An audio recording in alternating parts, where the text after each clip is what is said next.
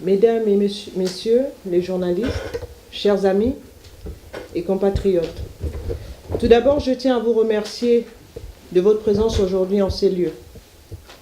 Je suis Anushka Obezo et je représente ce mouvement citoyen Trop c'est trop qui arpente aux côtés de centaines de Gabonais à travers les rues de France afin de crier à l'injustice et à la démocratie au Gabon.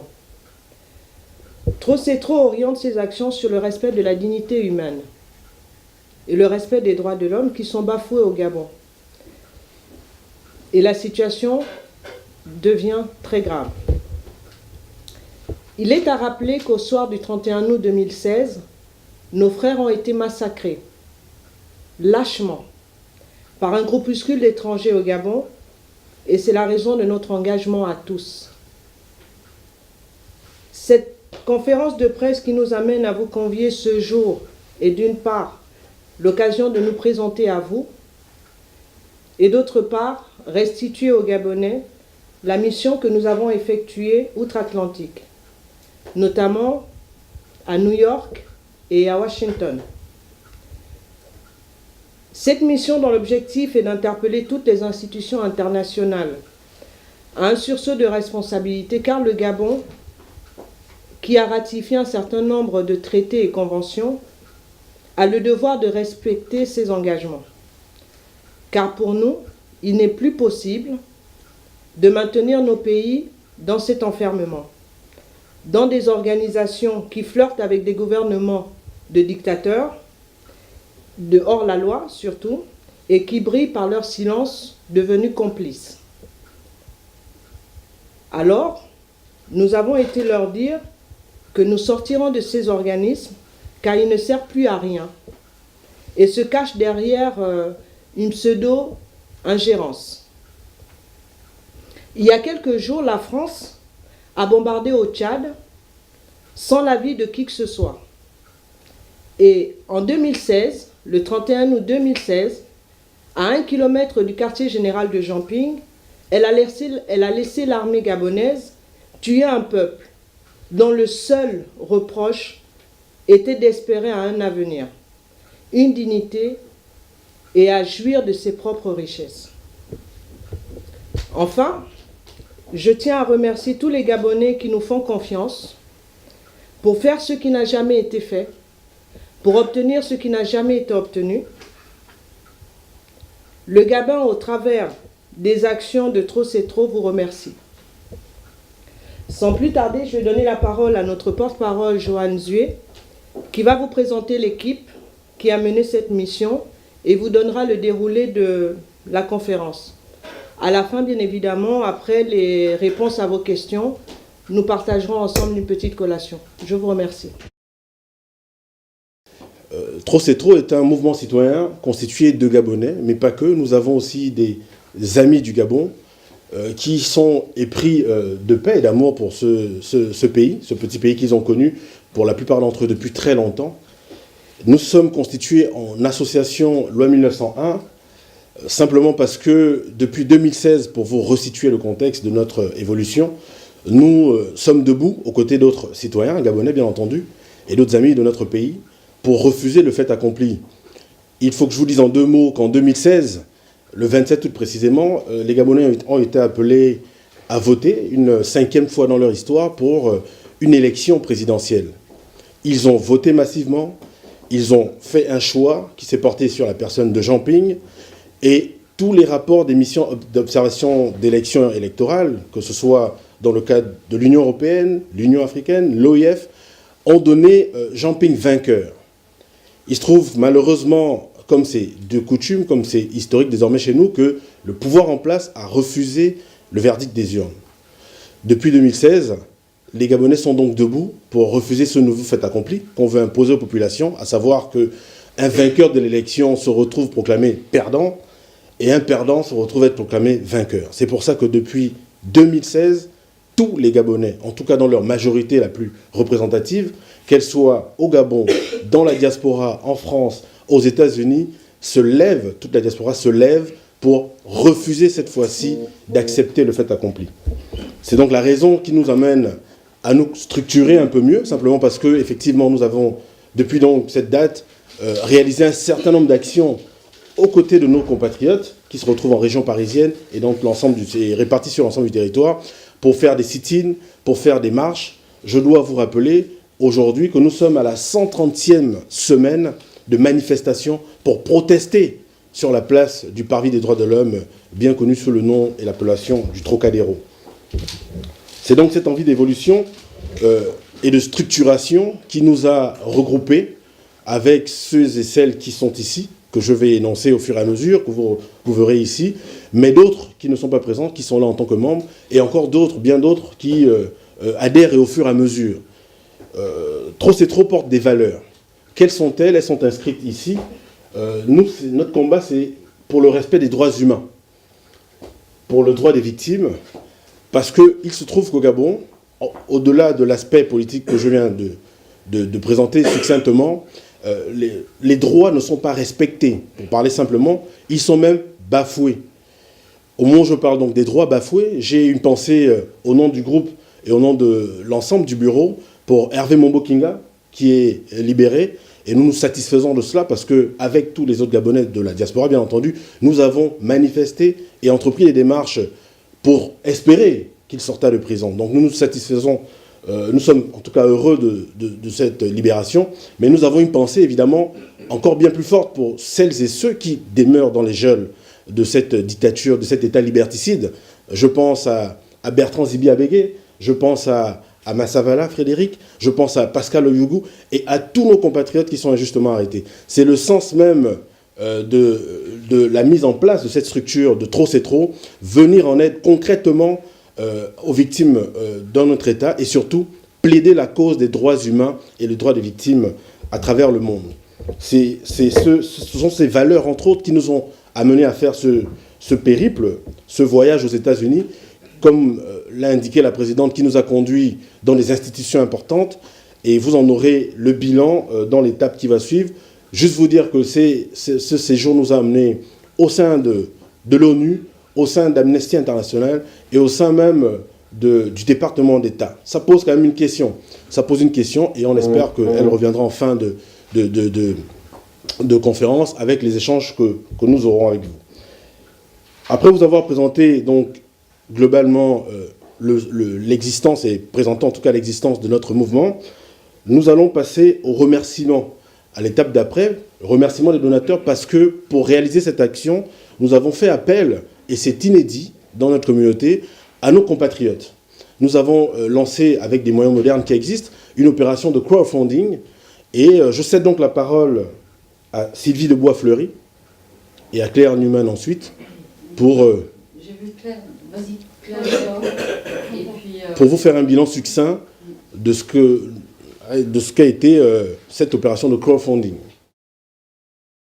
Pour ma part, je viens tout simplement aujourd'hui remercier toutes les personnes qui ont cru en notre démarche, toutes les personnes qui se sont retrouvées dans l'action que nous avons mis en place. Donc, je vais commencer déjà par faire un peu une petite entrée. C'est-à-dire, il y a 2 mois, nous avons lancé un appel aux dons. Dans cet appel aux dons, là, certaines personnes d'entre vous voulaient en savoir un peu plus où partait l'argent et pourquoi il fallait forcément donner l'argent.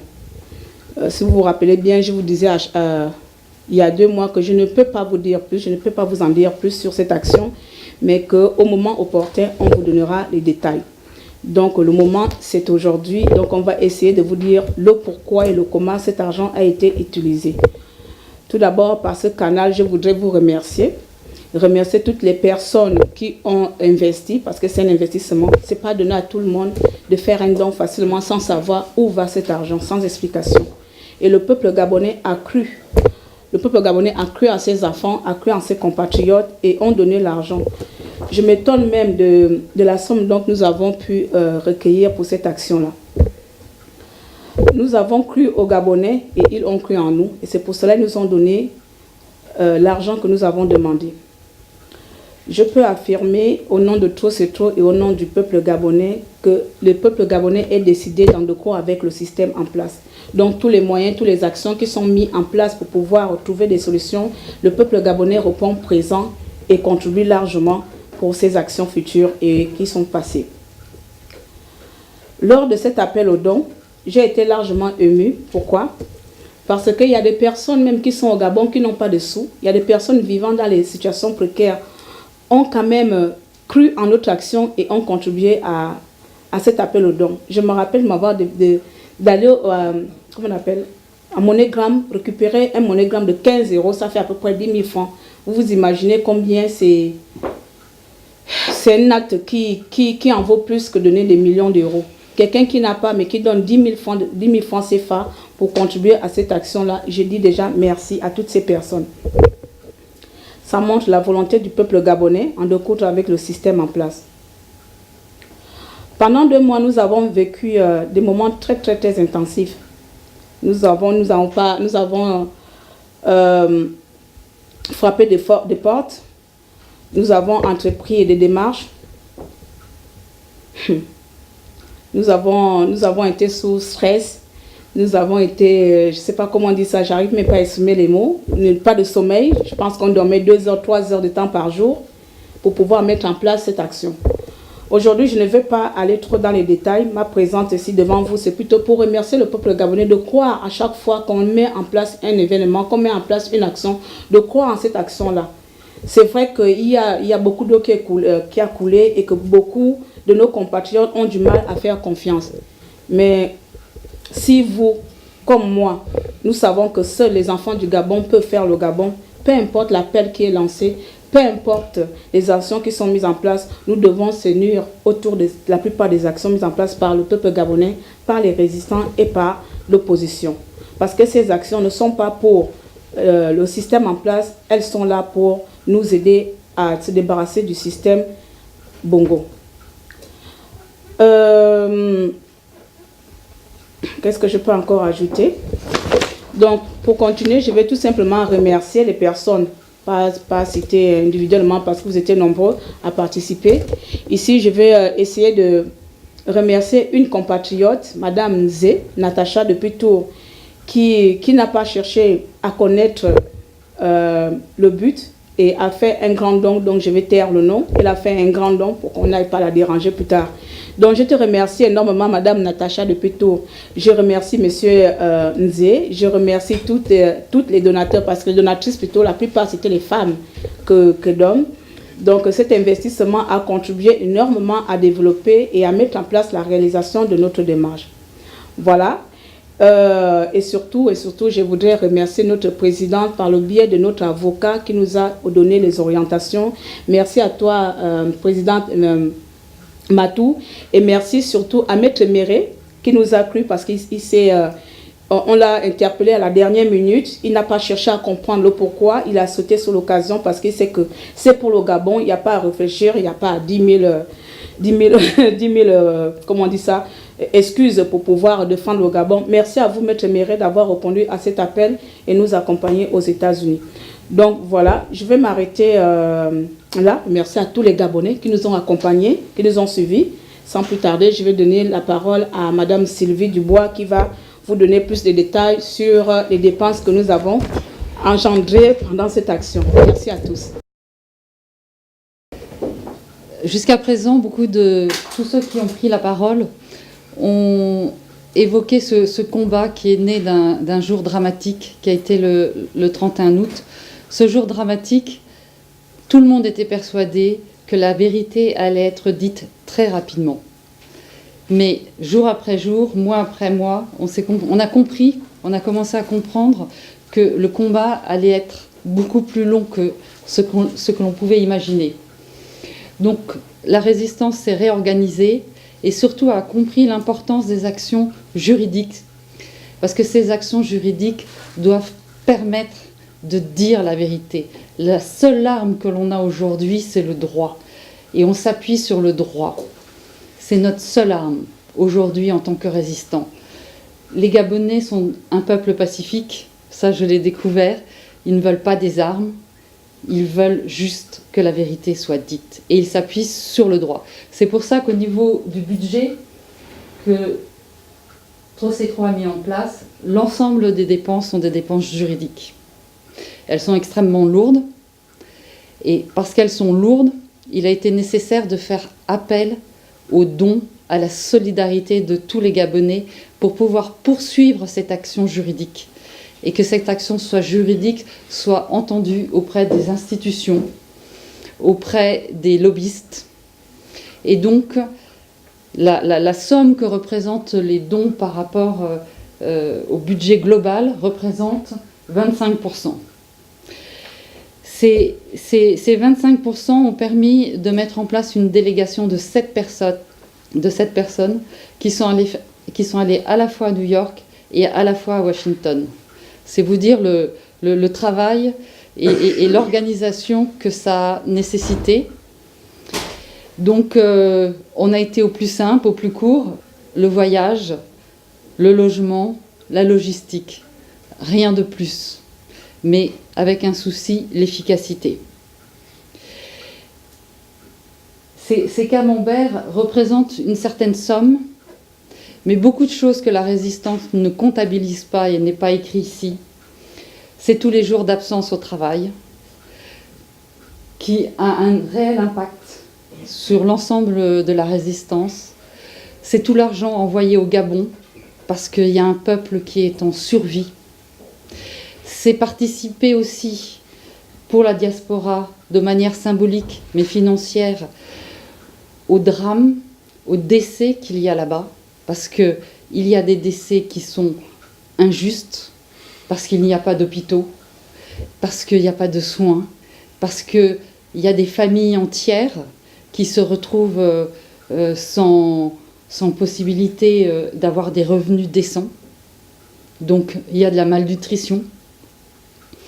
Tout cet impact financier n'est absolument pas mesuré.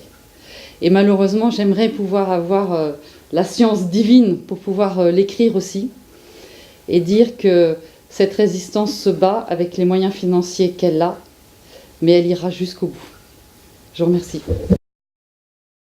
Merci. Donc à la suite de cette étape qui reprenait justement le bilan financier, vous l'avez vu, et l'engagement des uns et des autres à nous accompagner finalement dans ce combat, je vais inviter ici Madame Françoise Kessani à la tribune pour vous faire donc le bilan en lui-même et vous présenter les enjeux de notre voyage aux États-Unis. Je voudrais dire un mot sur le nom de notre association qui est Trop c'est trop. Trop c'est trop, tout le monde comprend. C'est un cri de colère, c'est un cri de rage, ce n'est pas une plainte. Parce que ceux qui se lèvent en disant trop c'est trop ne sont pas dans la plainte, ils sont dans la décision de changer les choses pour que les choses aillent mieux. Ce nom-là s'inscrit nationalement dans une histoire. C'est récemment que nous apparaissons sur l'écran, radar si j'ose dire, mais nous avons des aînés dans ce long combat pour une gouvernance correcte au Gabon. Je peux citer, ça suffit comme ça, une plateforme d'associations de la société civile gabonaise, une quinzaine d'entre eux, 11 ou une quinzaine d'entre eux. Je peux citer le Forum des Indignés. Tous ces noms-là recoupent le même sentiment que les choses qui se passent au Gabon actuellement ne sont pas correctes et que ça doit changer. Trop c'est trop s'inscrit également dans des noms en Afrique en général, parce que nous, au Gabon, réagissons comme cela et nous ne sommes pas les seuls. Les problèmes que nous vivons au Gabon sont les problèmes de toute l'Afrique francophone dont les dirigeants sont des mauvais gouvernants et des dictateurs, pour appeler les choses par leur nom, qui piétinent leur peuple et qui tuent leur peuple et qui n'ont aucune considération pour les droits humains. Je citerai, pour mémoire, le nom bien connu de Y'en a marre au Sénégal. Le Sénégal qui avance bon an mal an sur la route d'une certaine démocratie. Il y a le ballet citoyen au Burkina Faso, balai au sens de on va donner un grand coup de balai dans la situation. Et il y a d'autres noms comme ça. Donc Trop c'est trop est jeune, mais il s'inscrit dans une longue histoire et qui durera. Je dirais maintenant 3 choses concernant notre mouvement. La première particularité, c'est que nous sommes peu nombreux. Nous sommes peu nombreux au Gabon, c'est un poncif. Nous sommes peu nombreux dans la diaspora. Mais, que se passe-t-il? On parle, on se fait entendre, et le couvercle de silence qui est mis sur la situation gabonaise, nous continuons à le soulever, et quelques cris réussissent à s'échapper de ce grand silence qui est imposé sur nous. Malgré notre faible nombre, que ce soit au pays, que ce soit en diaspora, l'affaire n'est pas réglée. Il se passe quelque chose au Gabon. Que se passe-t-il au Gabon, précisément? La deuxième particularité, c'est que vous avez ici, dans Trop c'est trop, et je parle là aux journalistes, certaines personnes nous sommes tous en diaspora, tout à fait bien intégrés au pays d'exil où ils évoluent. Ce sont des gens jeunes, instruits, avec des forts diplômes même, éduqués, c'est-à-dire qu'ils ont reçu une tradition, une culture de leurs parents au pays, et décidés à en découdre parce qu'ils ne peuvent plus, nous ne pouvons plus rentrer normalement comme on a envie chez nous au Gabon. Donc ça, c'est la deuxième particularité, et c'est pour dire que ces gens-là qui pourraient se passer de leur pays d'origine, ils n'en ont plus besoin, sont déterminés à ne pas s'en passer et à faire valoir leurs droits à leur citoyenneté gabonaise pour eux et pour leurs enfants. C'est un message à ceux qui croient qu'on va quand même réussir à tourner cette page depuis 2 ans et demi, 3 ans bientôt, et qu'on va passer à autre chose. Non. Tant qu'une certaine situation de contentieux, notamment électoral, ne sera pas mise sur la table, vous nous trouverez debout et prêts à nous exprimer et à agir. Et la troisième chose, pour conclure, c'est ce que M. Jamping dit toujours, le président élu, lorsqu'il parle dans l'une de ses rares interviews. Il dit « tout le monde le sait ». Tout le monde le sait, ce qui se passe au Gabon.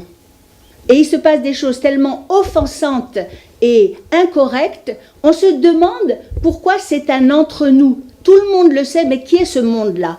C'est un monde entre nous, aussi bien entre nous, les gens de la diaspora ou les Africains, les autres diasporas, que les gens de la presse. Et donc là, c'est encore une fois un véritable appel à la presse, aux médias. Tous les médias spécialisés Afrique, tous les médias spécialisés sur les problèmes de droits humains, et on ne parle pas des droits de l'homme, on parle des droits humains, de l'humanité, ça concerne tout le monde, savent ce qui se passe au Gabon, mais c'est de l'entre-nous. Où sont les journalistes d'investigation? Où sont les grands reporters? Où sont les envoyés spéciaux? SOS! Voilà ce que je voulais dire, et je crois qu'un mouvement qui se dresse comme Trop c'est trop, je crois que c'est ce que nous avons tous au cœur également. Nous allons aller vers les perspectives et le bilan, mais juste avant cette intervention qui sera apportée par Maître Méré, une voix bien connue, nous allons inviter Bob Serge Nguema, qui est notre coordonnateur général, à dire un petit mot sur les droits humains, les droits de l'homme, parce que c'est encore une fois le cœur même de l'existence de notre mouvement. Bob, c'est à toi. Trop c'est trop. Comme a dit tout à l'heure Françoise, SOS. Tout le monde sait. Tout le monde sait qu'on a massacré les Gabonais le 27 août, le 31 août au soir. Tout le monde sait qu'aujourd'hui, 1500 enseignants dorment à Sainte-Marie parce que depuis 4 ans, ils ne sont pas payés. Tout le monde sait que Landry Amiens Washington et tous les prisonniers politiques subissent des tortures. Tout le monde sait qu'à Africa numéro 1, les salariés se suicident parce qu'ils ont des mois sans salaire. À la RTG, la radio gabonaise, qui était une radio censée être du pouvoir, il y a des suicides. À Satram, à Port-Gentil, des centaines et des dizaines de salariés n'ont pas de salaire depuis 10-15 mois. Qui peut vivre pendant 15 mois sans salaire?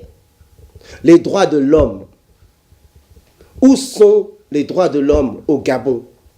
C'est parce qu'on est un petit pays de 1 800 000 habitants qu'on n'a pas droit à la justice. Le Gabon a ratifié des accords, à l'exemple des accords de Cotonou. Il s'est passé une élection où il y a eu des massacres. L'Union européenne s'est déplacée pour aller au Gabon. On a demandé une enquête. Le gouvernement, ce régime a refusé cette enquête. Qu'est-ce que le monde a dit? Rien. Est-ce que le Gabon doit être au-dessus de tout? Qu'est-ce qu'il y a au Gabon pour que le monde ne s'indigne pas sur tant de violence et tant d'injustice? Pourquoi ce petit pays, courageux, depuis 2 ans, qui a dit trop c'est trop, ça suffit comme ça? Pourquoi on ne veut pas s'occuper du cas Gabon? Qu'est-ce que nous avons fait? Qu'est-ce que ce peuple a fait au monde? Mais nous, certes, un petit peuple, mais un peuple debout, nous nous sommes décidés à porter haut notre combat. Et nous n'allons pas arrêter là. Ce n'est pas le nombre. Ce n'est pas le nombre qui nous fera arrêter. C'est notre détermination nous poussera à aller jusqu'au bout. Et on a un nouveau visage. Pourquoi aujourd'hui? Est-ce qu'a-t-on besoin d'une nouvelle association? Oui, il fallait être dans les règles. Parce que nous allons aller avec les règles. La justice, cette justice que les Nations Unies connaissent, cette justice que les Nations Unies prônent, nous allons la faire respecter. Avec nos encouragements, avec les soutiens de tous les Gabonais, nous ouvrirons les portes qu'il faudra pour que le cas Gabon soit toujours à l'ordre du jour, qu'on ne nous oublie pas. Et nous allons tout faire, mais vraiment tout, pour aller jusqu'au bout de ce combat. Et nous allons le gagner. Vous vous êtes trompé de génération. Nous avons l'habitude de le dire. Vous vous êtes vraiment trompé de génération. Trop c'est trop. Et là, Trop c'est trop travaille avec d'autres mouvements. Nous structurerons notre combat. Il était important, après 2 ans de manifestations, de sitting, de structurer notre combat. Et nous sommes en chemin pour cela. Merci beaucoup. Nous allons inviter respectueusement, même très respectueusement, Maître Méré, à venir envisager non seulement les perspectives, puisqu'il faut finir sur une note d'espoir, mais vous faire une synthèse finalement de ce qu'est notre vision, la vision de ce combat, la vision de l'engagement d'autant de jeunes qui pour beaucoup ont sacrifié de leur vie désormais pour porter haut les valeurs, droits humains et droits des victimes au Gabon. Maître Méré. Merci. J'ai été associé à la mission entreprise par le mouvement Trop c'est trop en direction des États-Unis. J'ai eu le plaisir et l'étonnement de voir qu'à New York et à Washington, les compatriotes gabonais qui y vivent sont au cœur de l'actualité et restent très engagés et déterminés à se battre pour la cause de leur pays.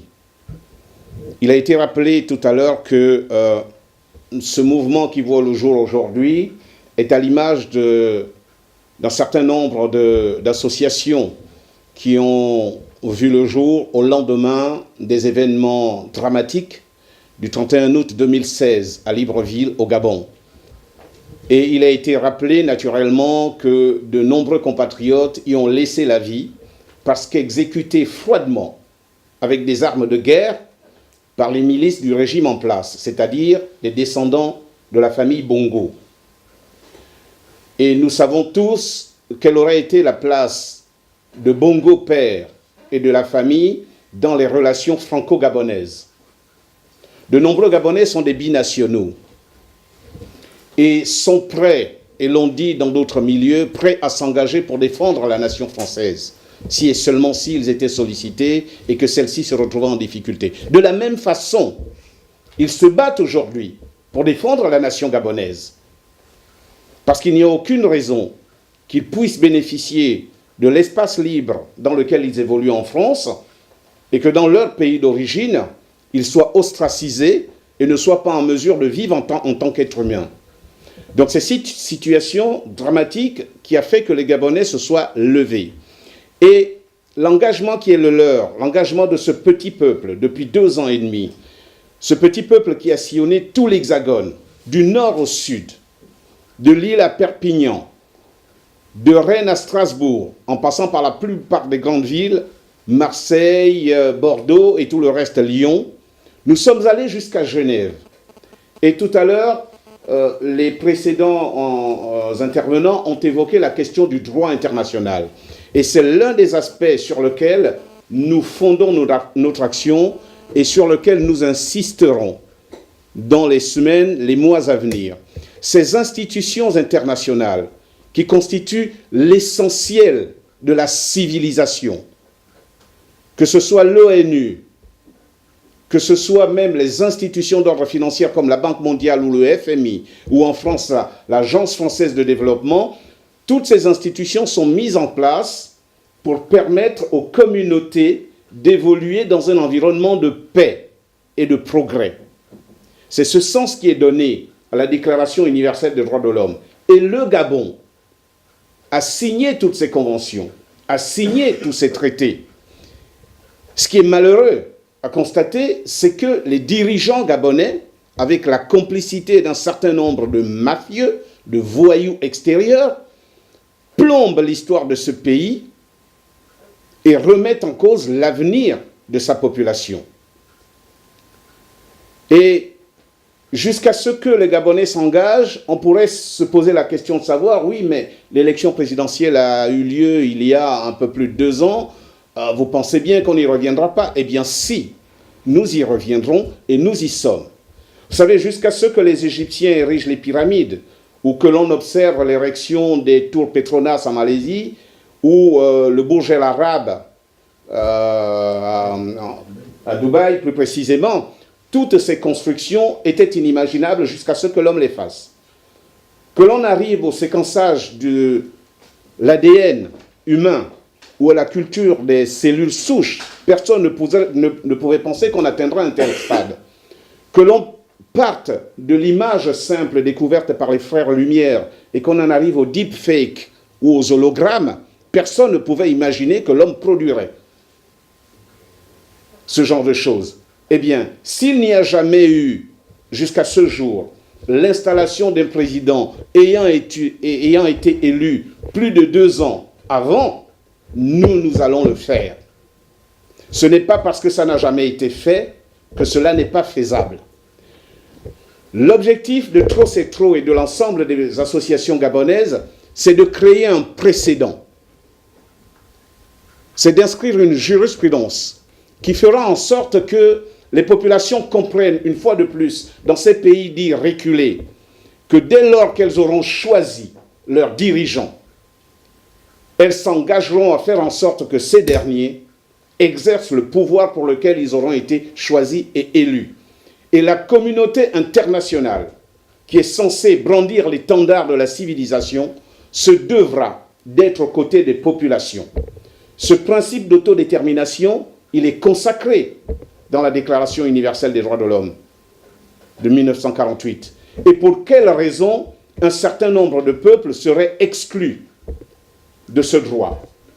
C'est pour cette raison que nous restons convaincus du combat qui est entrepris depuis plus de 2 ans aujourd'hui par les populations gabonaises, démographiquement faibles, mais puissantes en détermination et en engagement de cœur. Demain, après-demain, la presse présente aujourd'hui s'occupera d'autre chose. Il y a des morts en Syrie, il y a les Rohingyas, il y a la crise au Venezuela, et on aura tendance à oublier le Gabon.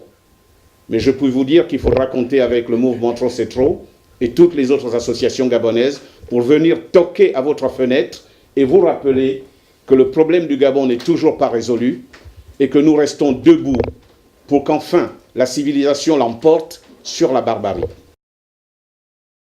Nous allons, avant de vous offrir, chers journalistes, mesdames et messieurs les invités, avant de vous offrir une collation, ouvrir l'étape des questions et des réponses. Bien sûr, s'il y en a, et nous espérons qu'il y en ait. En vous écoutant tous, d'abord j'ai appris beaucoup de choses sur votre peuple, sur vous-même, mais ne craignez-vous pas un peu cette extrême confiance que vous avez dans les institutions? Les institutions internationales sont la partie visible de la civilisation. Et nous nous inscrivons dans le choix de la civilisation. Nous refusons ce que je disais, j'appelais tout à l'heure la barbarie, donc la force des armes. Mais nous ne sommes pas naïfs. Nous ne sommes pas naïfs. Ce n'est pas Maître Méré qui sait, tiendra une Kalachnikov demain.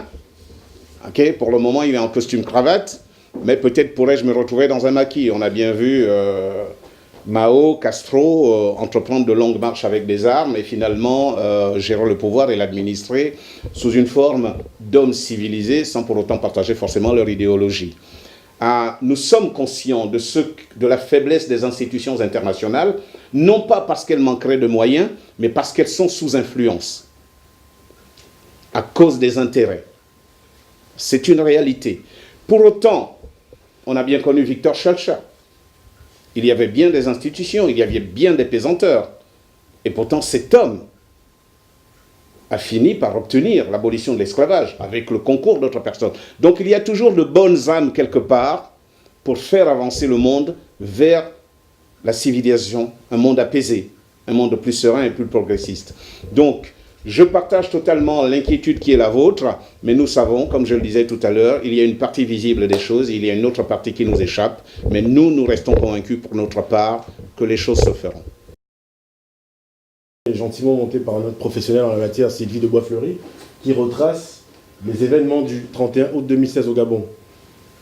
Et ça va crescendo dans le cynisme des autorités en place, parce que, vous le voyez, on est là à peu près à... Je vais les expliquer peut-être, Sylvie.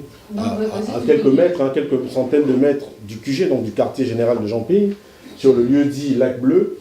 Et là, les populations sortent du quartier général pour évoluer vers la Sénat, qui est l'organe qui doit proclamer les résultats et qui tarde à les proclamer depuis quasiment 4 à 5 jours. Mais qui tarde et qu'il y a déjà, je veux dire, des dissensions entre les membres des différentes commissions, parce que le président de la dite commission veut imposer une lecture différente de celle des précédentes. Voilà. Donc, ensuite, des échauffourées éclatent. Là, vous connaissez votre humble intervenant sur le terrain, comme on dit, et comme on nous reproche souvent de ne pas avoir été blessé, déjà en début d'après-midi. Et là, nous avons essayé de collecter, c'était une petite mission, toutes les munitions utilisées contre des êtres humains désarmés en civil. Ensuite, ça n'arrête pas, voilà, les premiers blessés arrivent. Je vous dis, le flot était incessant de blessés et nous dénombrions même déjà, nous pensons, 1 ou 2 morts l'après-midi parce que les forces de l'ordre qui nous ont en exécration au Gabon, il faut le dire, elles ont une vraie misanthropie à notre égard, tiraient sur nous à vue et à bout portant. Donc les victimes, blessés, et pour certains d'autres tués, étaient amenés au QG. Là, vous voyez Bertrand Zébi, que nous n'avons pas revu depuis 3 ans. Celui qui s'exprime. Emprisonné sous la torture, bien entendu.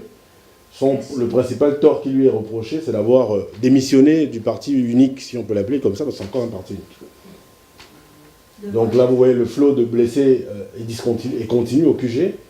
D'ailleurs, à ce propos, il serait bon que nous interpellions dans le cadre des actions juridiques que nous menons, la Croix-Rouge gabonaise, parce que je peux attester qu'elle était présente à ce moment-là, puisque nous nous sommes servis de au moins 3 de leurs voitures qui partaient bondées, qui ont fait plusieurs tours et qui n'en pouvaient plus justement des corps et des blessés qu'ils avaient à transporter. Il serait bon que la Croix-Rouge gabonaise se prononce pour faire le bilan de cette journée, puisqu'elle était là. Donc ça n'arrête pas. Voilà un jeune homme qui indique de manière ironique que Ali Bongo fête sa victoire en tirant sur ses populations. C'est quand même assez ubuesque comme situation. Là, c'est une image, dommage qu'on n'ait pas le son, parce que vous auriez écouté le bruit des rafales qui tombaient et qui s'abattaient sur les otages que nous étions, parce que là, nous sommes dans l'enceinte même du QG. Voilà les preuves de la manifestation de joie d'Ali Bongo et son régime lorsqu'il remporte des élections au Gabon. Voilà.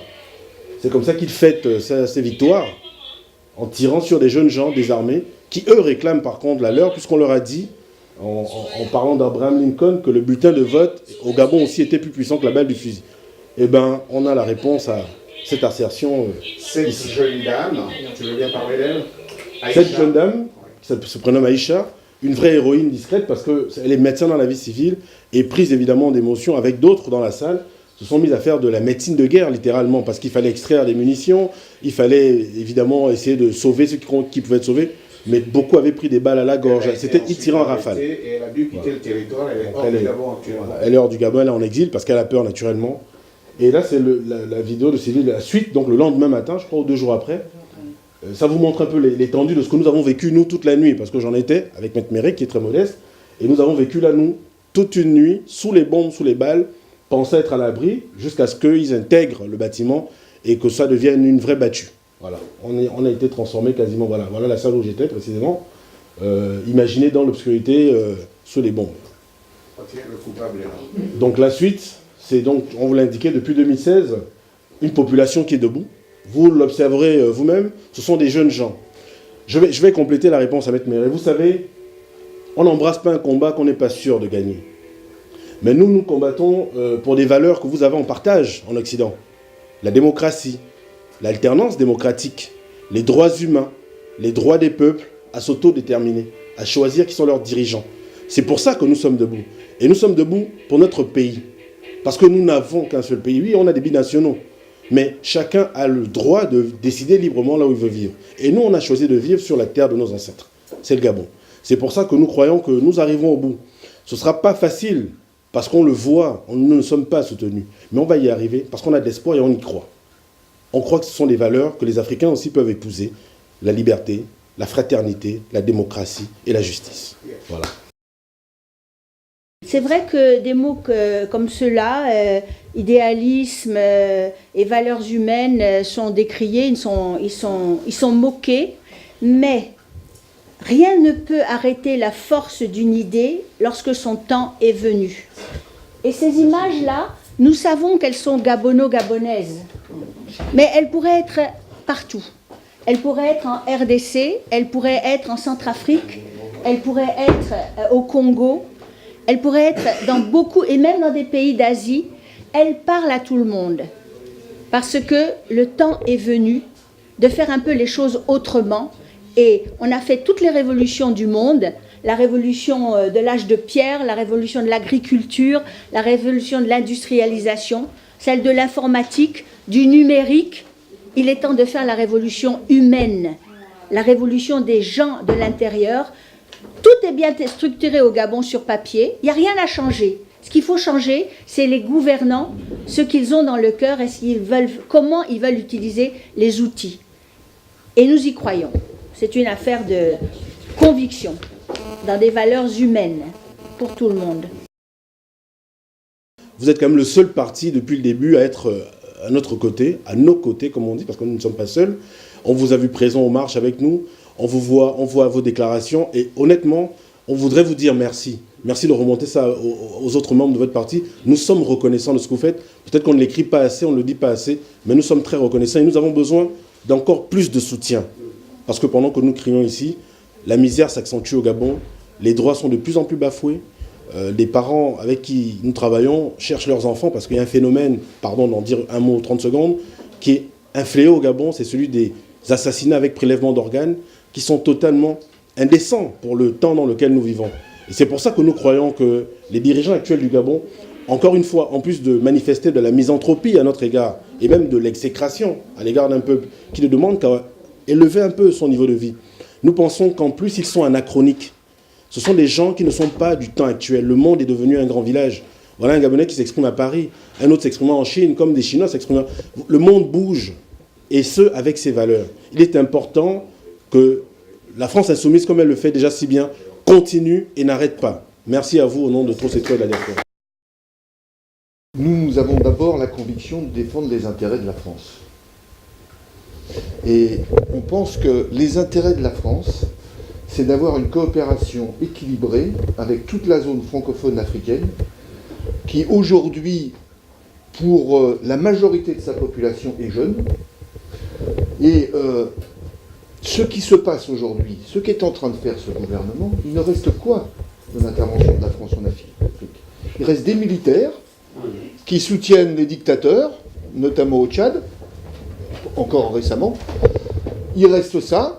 Les intérêts économiques de la France sont en recul partout en Afrique. Partout. Les grandes entreprises elles-mêmes s'en vont. Total s'en va. Donc je veux dire que aujourd'hui, les intérêts de la France, c'est d'avoir un accord avec les peuples gabonais, de permettre la démocratie, la liberté, etc. Vous savez, nous, politiquement, je lui ai dit quand je l'ai rencontré, nous ne sommes pas de la même culture politique que Jean Ping. C'est un euphémisme de le dire. Mais en même temps, son programme, c'était quoi? C'est simple. C'est remettre en état les services publics, l'école, l'éducation, la santé, c'est redonner des rapports internationaux équilibrés, c'est en plus faire une constituante, ce qui correspond d'ailleurs à notre programme. Donc, on n'a pas de désaccord. Et en plus, il a été élu. En plus. Donc, à partir de là, le combat est simple. Alors, je le dis aussi, je viens de donner une interview qui va sortir dans un journal gabonais, s'il n'est pas censuré.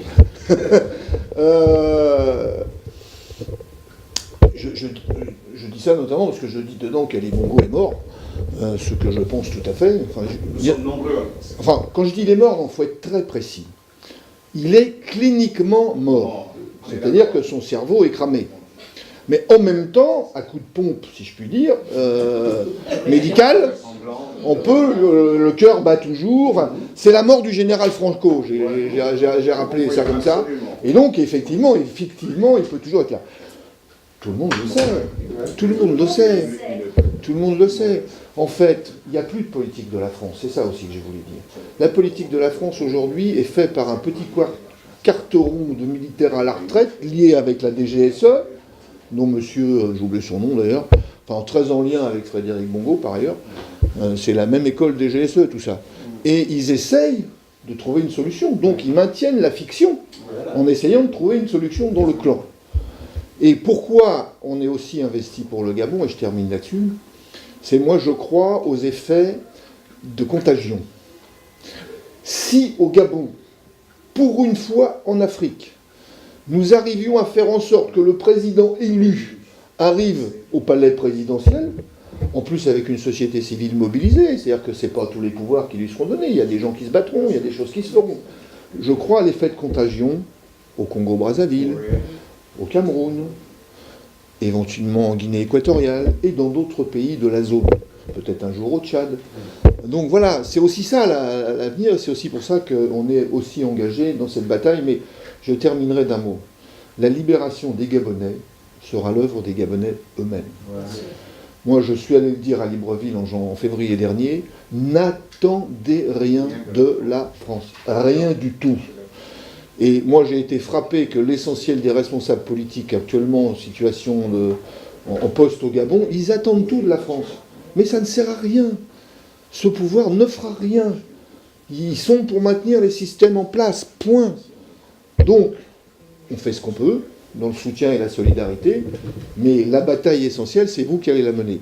Et je dirais encore même plus, pour lancer une petite pierre dans votre jardin, elle se livrera essentiellement au Gabon, pas dans la diaspora. La diaspora doit soutenir, comme nous d'ailleurs. Aujourd'hui, la France-Afrique d'aujourd'hui, elle est privatisée. C'est plus l'État.